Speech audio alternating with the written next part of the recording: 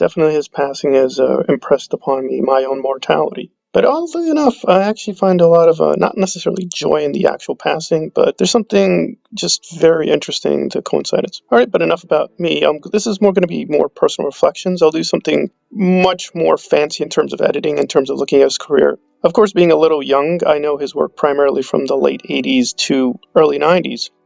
And I have no issue with his work with James Bond and the spy genre. I think it's very powerful, but that's really not my Sean Connery. It's often curious how you get to know a performer, and I know his non-Bond work a lot more, and I think it's always surprising when you bring it up because it's really quite astonishing. He worked on Marnie, which was one of Hitchcock's last great films with Tippi Hedren. It's a very controversial role and one still analyzed to this day. I've actually done a lot of research on it.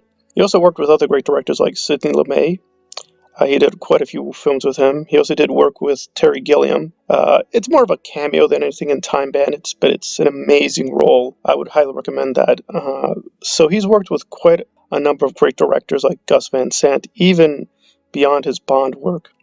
But for me, in terms of what really kind of sums up his roles or not his roles with Rising Sun or even Indiana Jones, I enjoy those roles immensely. They're really well done.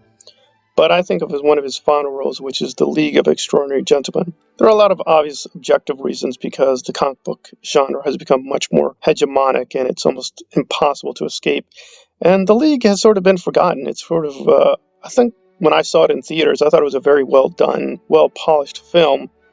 It's obviously not in the class of The Dark Knight or even Spider-Man 2. It's sort of like one of the great comic book films that really solidified the genre. But I'm always going back to it. I'm really astonished how much enjoyable it is and how powerful it is, especially his role as Alan.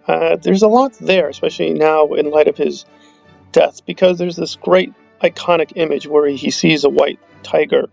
And we see the white tiger a couple times, but he makes this great little quote like saying, perhaps it was not his time to go. And it's a really nice reflection on his own mortality and his coming death. Of course, it's a comic book movie, so it's going to have a big heroic sacrifice and a big battle at the end. But a sequel is set up, and we know he's going to come back, right? He's just too great a character, and he's too great a performer. That never happened, even though the film was profitable enough. And I know Alan Moore hated the film, and there's a lot of reasons to critique it at the level of special effects. And even some of the performances could be a little bit better, but I think his own role as kind of this mentor to the group, I think, was very well done. And has his normal kind of very sly humor and is very confident in the way he moves about with other people.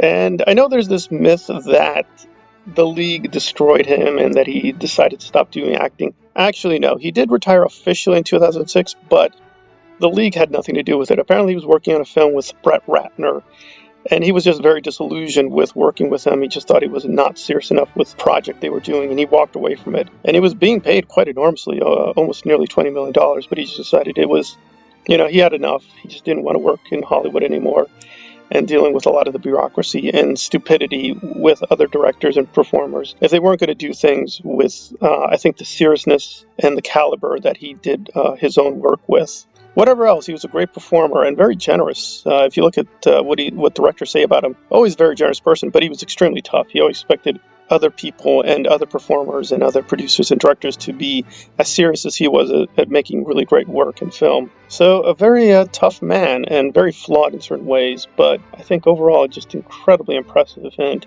again, nothing wrong with his Bond work, but when I look back at him, I'd recommend The Avengers, League of Extraordinary Gentlemen, Indiana Jones, Time Bandits. Again, too many to name, Rising Sun. So his Bond work is great, of course, but his non-Bond work is also pretty amazing. And I even have a little bit of a personal connection to Sean, which I won't share here, but he's a really quite extraordinary person and very sad event, but I think he's left us with quite a legacy. All right, this has been Partially Examined Kubrick on the passing of a legend, Sean Connery.